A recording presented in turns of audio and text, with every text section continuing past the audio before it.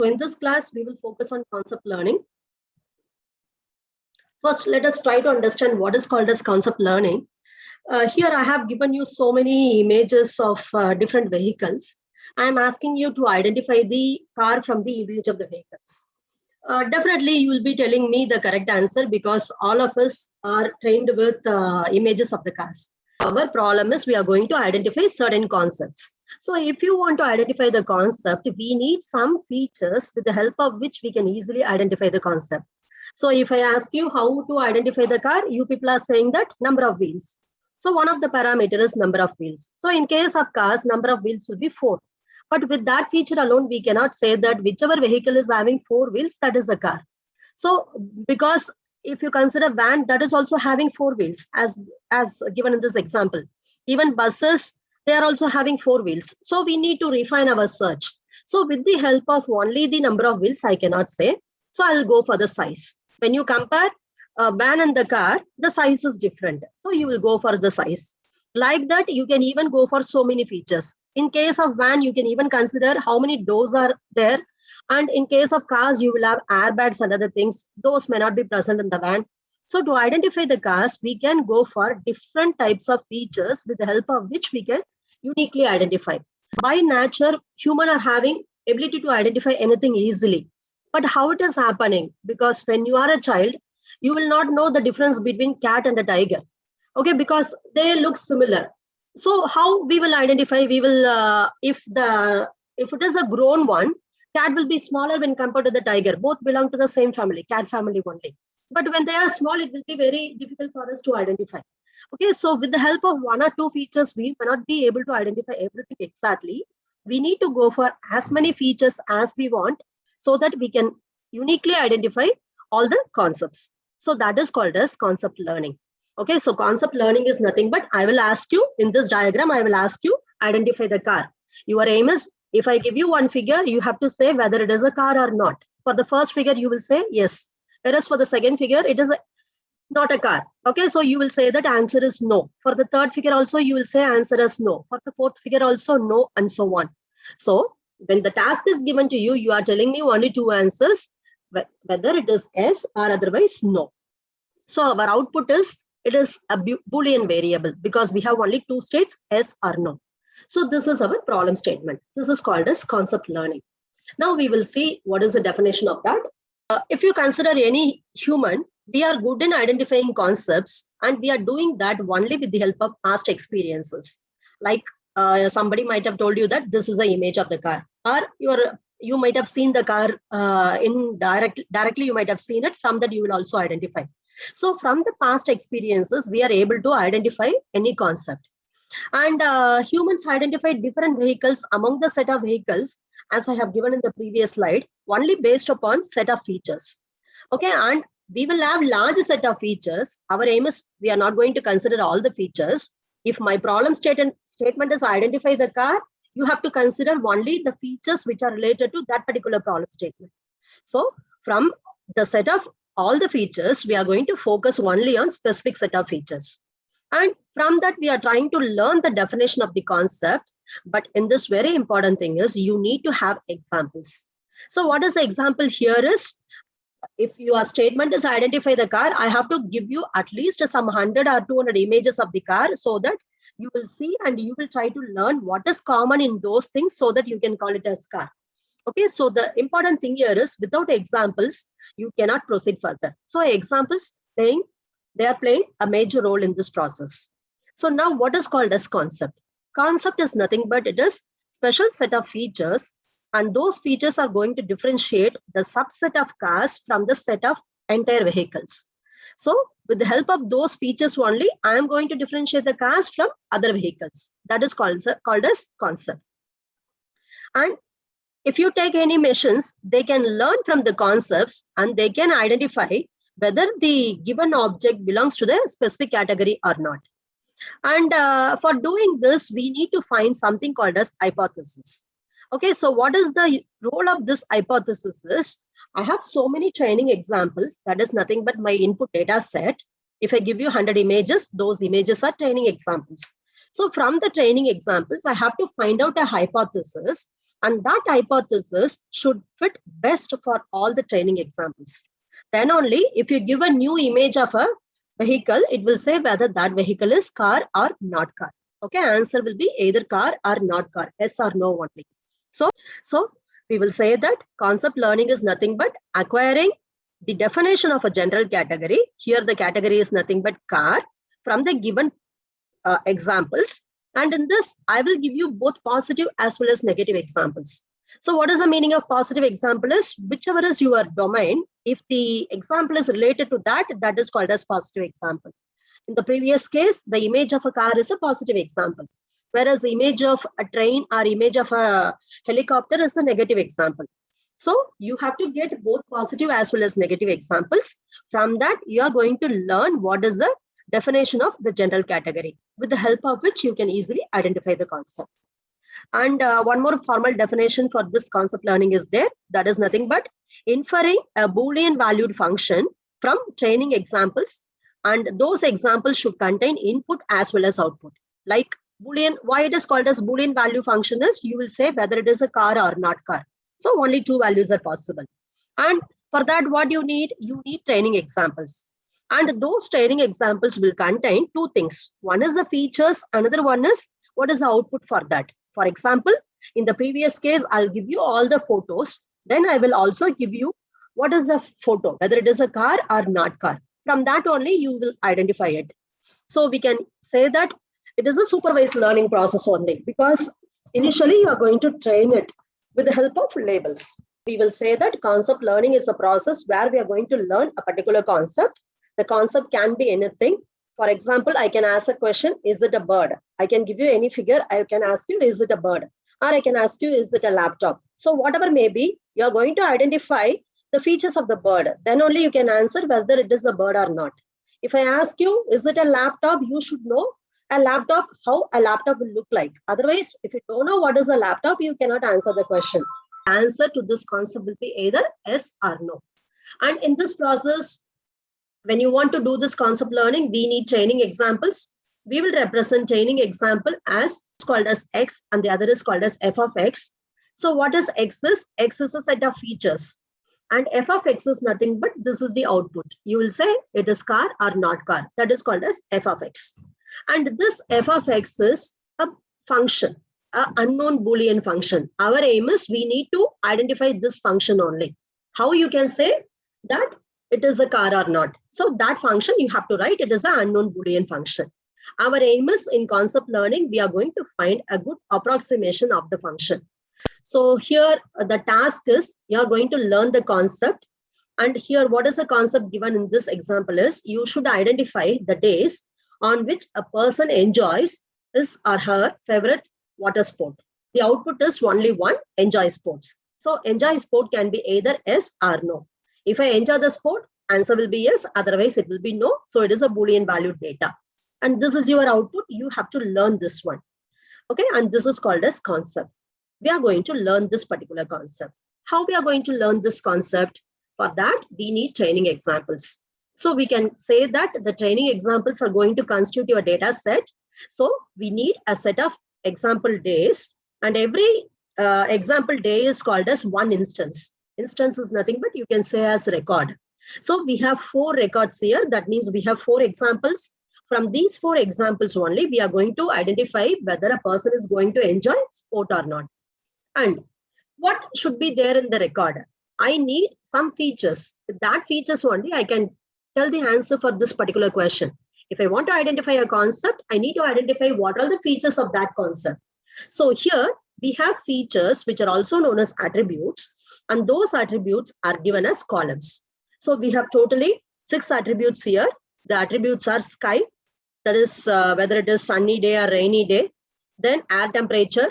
If you want to enjoy the sport, you need to consider the temperature also. If it is cold, sometimes you may feel it very difficult to play. Okay, so it should be warm. And humidity, you have to consider the wind effect also.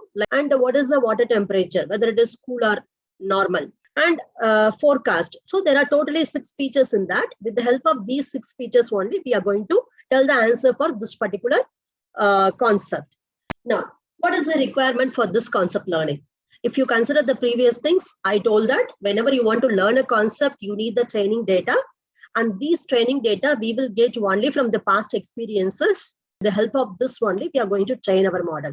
Then we need to identify the target concept. Here we are going to find out a hypothesis to identify the data object. And also, once you do this, you will train your system. After you train the system, you have to identify what is the accuracy of the system. For that, you will give some testing data and you will test whether the model is predicting that testing data correctly or not. So the third thing is you need to test it. For that, we need actual data objects. Now let us consider the problem statement. Here our problem statement is, I want to find out whether a person is going to enjoy the sports or not. And for this, I have certain input and certain output. First, let us focus what are the inputs we have in the given statement. First, we have instances. As I already told you, instances are nothing but the records. We will call them as X, and they are nothing but possible days. We have taken 4 days in the previous example, and each will be described by certain attributes. And there we have seen 6 attributes totally. One is sky, another is air temperature, humidity, wind, water, and then forecast. These attributes are called as features or otherwise the columns. With the help of these features, we are going to learn. And what is our aim? What are we going to learn in this? We are going to learn hypothesis. So what is a hypothesis? Each hypothesis will be described by conjunction of constraints. If I say that I will enjoy the sport if the sky is cloudy and wind is normal. So here I am giving you 2 constraints. One constraint is for the sky, it should be cloudy, and the other constraint is for the wind, it should be normal. Okay. So what is called as conjunction? When you say that and is called as conjunction. Sky is cloudy and wind is normal. Here I am telling you and. That is called as conjunction. So you are going to represent each hypothesis by a conjunction of constraints on the attributes. You are giving value only for the attribute. So you will say that sky is the attribute that is equal to cloudy and then another attribute and so on. And when you do this, for the constraints, you will give 3 different values. One value will be represented as question mark. So what is the meaning of question mark is, for that attribute, you can accept any value. If you say that, irrespective of whether the sky is rainy or cloudy, I will enjoy the sport. If you say that, it can accept any value. I'm not bothering about it. Then there you will write a question mark. Question mark means that any value is acceptable for that particular attribute. Or you will say null. Null is nothing but no value is accepted. For that attribute, you don't want to accept any value. That is called as null. Or you can specify a particular value to a particular attribute. For example, sky is equal to cloudy. Here for sky, I am specifying one value called cloudy. So these 3 can be part of the attribute value. Either it can be question mark or otherwise null or otherwise a specific value. So this is the hypothesis. Then what is your target concept here? The question is concept learning. So your target is you have to learn the concept. So what is your target concept? Here our question is you have to identify whether the person enjoy the sport or not. So the target concept C is enjoy sport. And as I already told you, you will tell the answer as either 0 or 1. 0 means it is false. That is, the person is not going to enjoy the sport. If the answer is 1, the person is going to enjoy the sport. So it is a Boolean valued information. And when you want to do this, what we need is the training examples.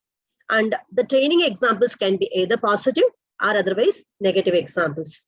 We will see what is positive example and what is negative example when we proceed. So all these things will be given to you. Now, what is the problem statement? You have to determine something. So what are we going to determine is, we will determine a hypothesis. So we are going to find out a hypothesis H, and this hypothesis should satisfy the condition H of X is equal to C of X. So what is the small x? Capital X is nothing but instances. In the previous example, I have 4 rows. Okay, that means I have 4 instances. So for every instance, I will find out what is the hypothesis. So that is H of X. When I find the hypothesis, I have to get C of X. So what is C of X? The last column. Okay. So for your hypothesis, you pass the values you have in your attribute as input, it will give you an answer. That answer should be equal to the last column. If it is equal, then you are learning the hypothesis. So this is the thing we are going to estimate in this algorithm. Let us see how to represent the hypothesis. And here, hypothesis is nothing but it is the assumption that is made on the basis of some evidence. If there is no evidence, we cannot write the hypothesis. And each hypothesis is going to have certain conjunction of constraints, and these constraints will be written based upon the instance attributes. That is nothing but the features. And if I tell you find the apple as the task, the features of the task are, you can say whether it is an apple or not by seeing the shape of the object and seeing the color of the object. Then color will be either green or red, and the taste you will see, and hardness. Based upon these parameters only you are going to decide. So for every task, you have to identify the features. Features are very, very important in machine learning. And once you identify the features, you are going to represent the hypothesis. And hypothesis will be returned by a collection of all the features you have identified. There will be so many features. For every features, you will write the values of those features. For example, for shape, I can write circle. Then for color, I can write red, and so on. So that is called as hypothesis. So hypothesis will be represented as a vector of constraints. So here in the given problem, we have totally 6 features. So I can say that there are 6 constraints. And after writing this, I have to specify the values for all the 6 attributes. Okay, and as I already told you, you can specify either question mark or otherwise a specific value or otherwise null. Only 3 values we will specify. And let us consider this as an example. Here I have written one hypothesis. Okay, the hypothesis is going to tell that the first feature is sunny and the second feature is warm. What about the last 4 features? I have question mark. When I have question mark, it means that I can accept any value for last 4 features. I'm not going to bother about the last 4 features. Irrespective of that, I'm going to consider only the first 2. So this hypothesis is going to classify all the instances where sky is equal to sunny and air temperature is equal to warm as yes. Yes means whenever sky is sunny and temperature is warm, definitely I'll go and enjoy the sport. I'm not going to worry about the remaining parameters like humidity and other things. I'm not going to worry. Wind speed and I'm not going to consider. So this is called as hypothesis. Let's see how to classify the instances. You can tell that the instance is a positive example or otherwise it can be a negative example. So when I can say an instance as positive example, if you consider this, I have 4 examples, 1, 2, 3, and 4. See the last column, because this is the thing we want to learn, the concept. In that, your answer is either yes or no. Wherever you have yes, those instances are called as positive instances. So we have instance number 1, 2, and 4 as positive instances. And instance number 3 is having no for enjoy sport. So it is called as negative instance. So now let us see what is the definition.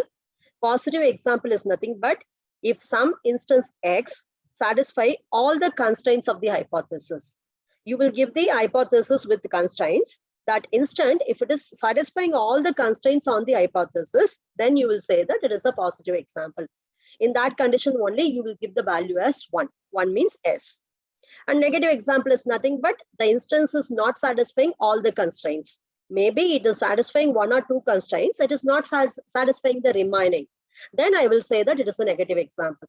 For consider this particular example, I have question mark for the first and the last 3 attributes. Okay, for the remaining attribute, I am giving value. So from this, what we can tell is a person is going to enjoy the sport. If you see the second column, it is air temperature. So you will say that when the air temperature is cold, and the third column is humidity. When the humidity is high, I'm not going to consider the remaining values. It can be anything. Okay, so this is one hypothesis. And we can write any number of hypotheses like this. So we have 2 different categories of hypothesis. One is called as most general hypothesis and the other is called as most specific hypothesis. So what is most general hypothesis is, assume that you are going to some Pizza Hut and you are ordering the pizza. And the waiter is coming you and he is asking you what pizza you want. If I say, I am not worrying about anything, just bring me any pizza. So that is called as most general hypothesis. Okay, suppose if you are telling that I want pizza with cheese, then with the corn pieces, olives and other things. You are specifying so many conditions. You want cheese, then you want corn pieces, then olive pieces, and so on. Okay, so that is called as most specific hypothesis. So for representing most general hypothesis, for all the columns we have, we will write question mark because you are going to accept any value for any feature. So this is called as most general. Anything is acceptable by me. Whereas if I say most specific hypothesis, the person does not enjoy the sport on any day, according to this particular example. In that case, for all the features, I will write null value. Okay. We will see the conjunction of constraints.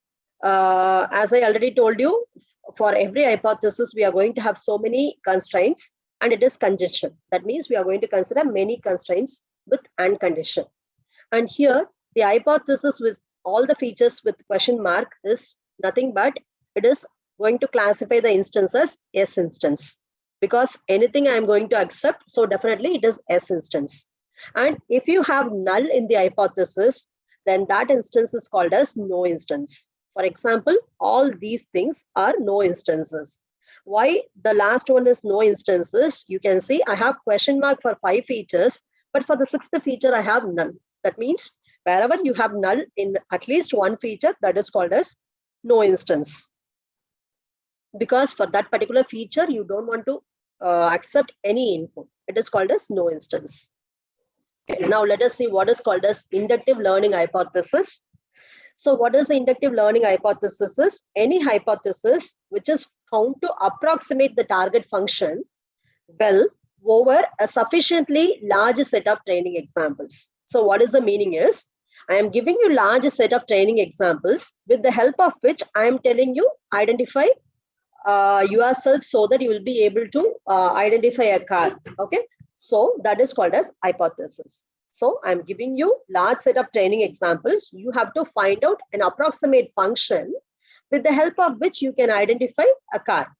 And once you do that, if I give you unobserved example, that is, now you know how to identify a car. A new car is coming in the market. That car you may not have seen so far. It is a new car only. But still, with the help of the knowledge you have learned, you have still said that it is a car. Okay. So the very important thing is, during training, I have given you some examples. With the help of those examples, you have learned the target function.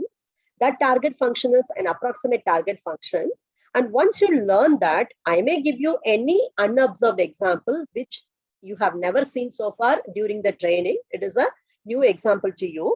But even with that example, you should be able to proceed in the algorithm. You should say that whether it is a car or not.